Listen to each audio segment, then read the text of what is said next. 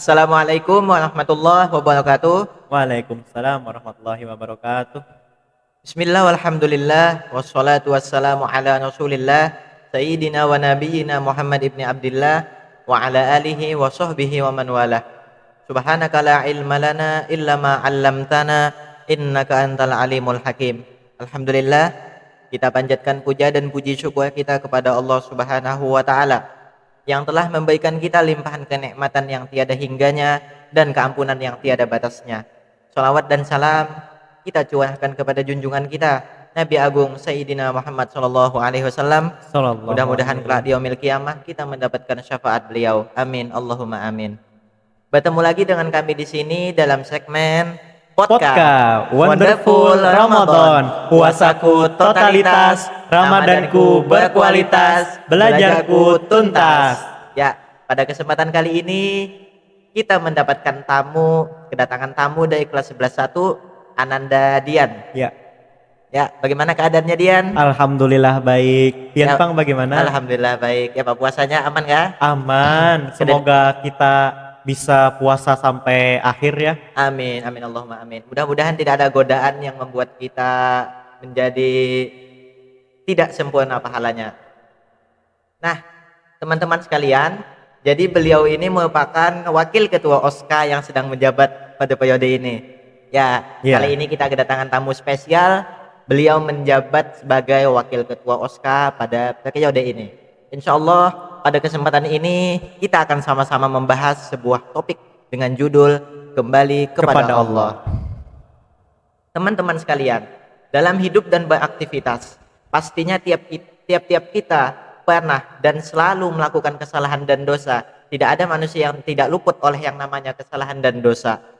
Sebab kita bukan malaikat yang selalu taat, juga bukan nabi yang dijaga dengan sifat maksum. Oleh sebab itu, kita yang bergelimang oleh dosa ini, harapannya selalu berusaha untuk kembali kepada Allah Subhanahu wa taala. Nah, bagaimana sih cara untuk kita kembali kepada Allah? Dan kembali kepada Allah itu apa? Apakah itu sama dengan taubat ataukah beda? Nah, jadi kembali kepada Allah itu diambil dari asmanya Allah yang bernama Al-Ghafur, yang artinya Allah Maha Pengampun. Artinya sebanyak apapun dosa yang kita lakukan, baik disengaja maupun tidak ada pengecualian bagi kita. Artinya walaupun kita ini orang yang miskin, walaupun kita ini orang yang berpenghasilan kaya, saya punya jabatan, Anda punya jabatan, dan orang-orang awam seperti biasanya, walaupun kita ini di mata manusia itu berbeda-beda, cuman di mata Allah itu kita sama. Kita tetap bisa diampuni oleh Allah Subhanahu wa taala asalkan kita merupakan umatnya Nabi Muhammad sallallahu alaihi wasallam. Ya, itulah salah satunya bedanya antara pandangan manusia dengan pandangan Tuhan. Ketika manusia memandang kita dengan beda-beda, ada yang membedakan kita dari suku, agama, etnis, bahkan dari status sosial. Sedangkan dari pandangan Allah Ta'ala, semuanya itu sama, semua hambanya sama dan tidak ada yang beda. Yang membedakan hanyalah ketakwaannya kepada Allah Subhanahu wa Ta'ala. Itulah mengapa ada salah satu ayat yang bunyinya Inna akramakum indallahi atqakum, yang mana artinya sungguhnya yang paling mulia di antara kamu adalah yang paling takwa. Atqa, yang paling takwa. Takwa di sini maksudnya adalah berusaha menjalankan apa-apa yang diperintah oleh Allah, menjalankan apa yang diwajibkan kepadanya, dan menjauhi apa yang dilarang oleh Allah Subhanahu wa taala dengan sejauh-jauhnya, tanpa memilah dan memilih dosa itu besar ataupun kecil. Karena semuanya itu sama-sama dosa. Dosa kecil apabila ditumpuk-tumpuk maka menjadi gunung sebuah dosa besar. Sama aja, sesuatu yang kecil, nilainya kecil, apabila dilakukan berkali-kali, pasti akan menjadi sebuah tumpukan dosa. Dan dosa itu ya dosa. Jadi dengan dosa tadi kan kita bisa kembali kepada Allah, di mana sebagaimana kita nggak tahu sebagai manusia kalau kita meragukan Allah yang Maha Pengampun. Karena Allah itu sifatnya Maha Pengampun, jadi sebanyak apapun dosa kita, kalau kita memang betul-betul dengan niat yang tulus, niat yang ikhlas untuk kembali kepada Allah, insya Allah semua dosa-dosa itu akan diampuni oleh Allah Subhanahu wa taala. Ya, betul sekali sebagaimana dijelaskan dalam surah Al-Baqarah ayat 222 yang berbunyi Innallaha yuhibbut tawwabi wa yuhibbul mutatahhirin. yang artinya sungguh Allah menyukai orang-orang yang bertaubat dan orang yang menyucikan diri. Nah, betul sekali.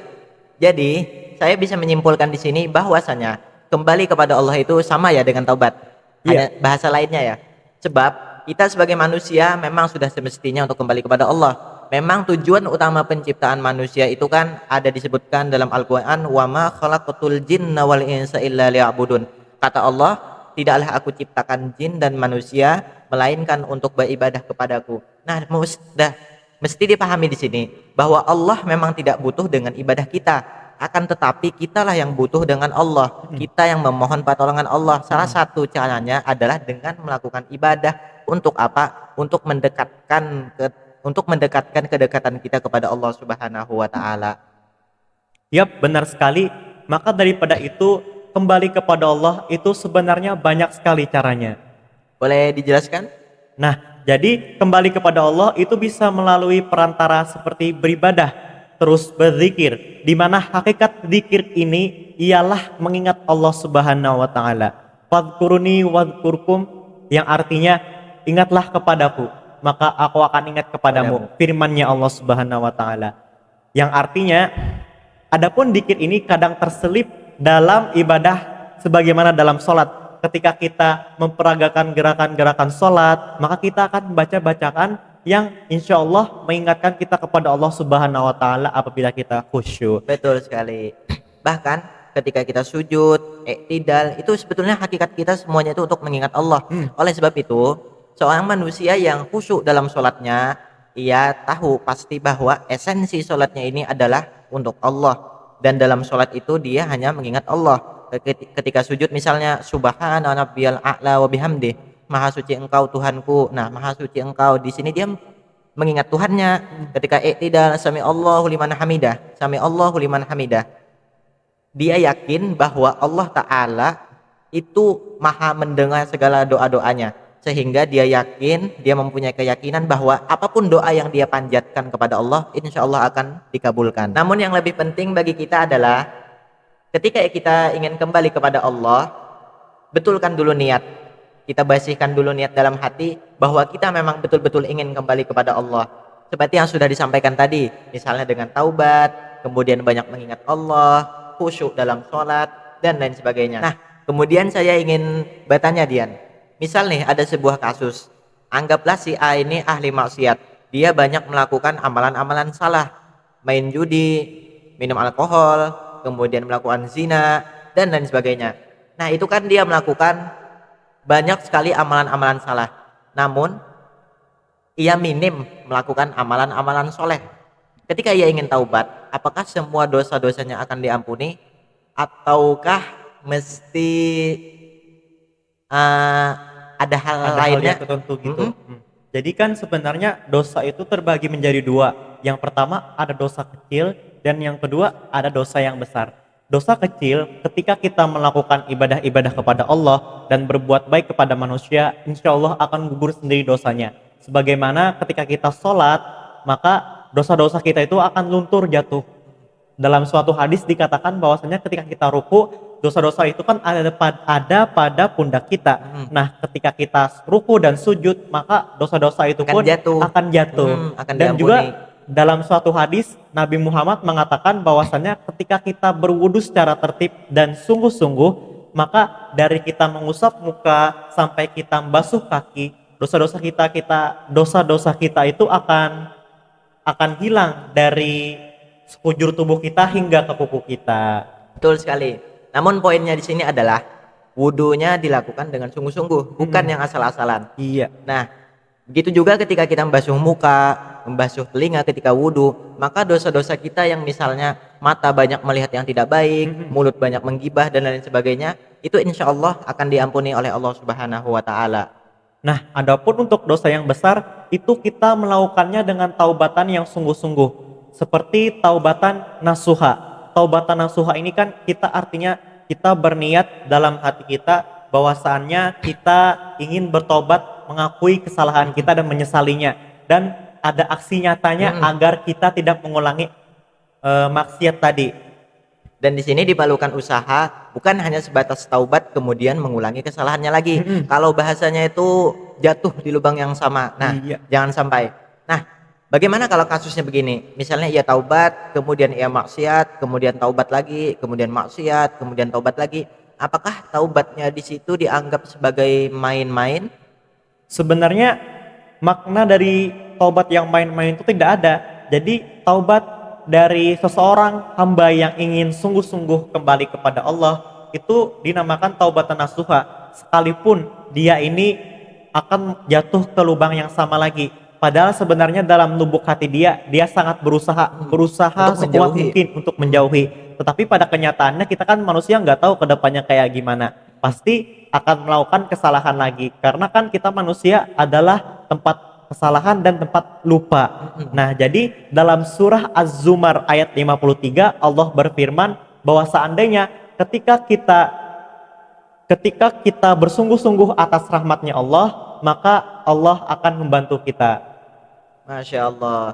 Itulah dia teman-teman sekalian, gambaran keluasan ampunan dan pemaafan Allah.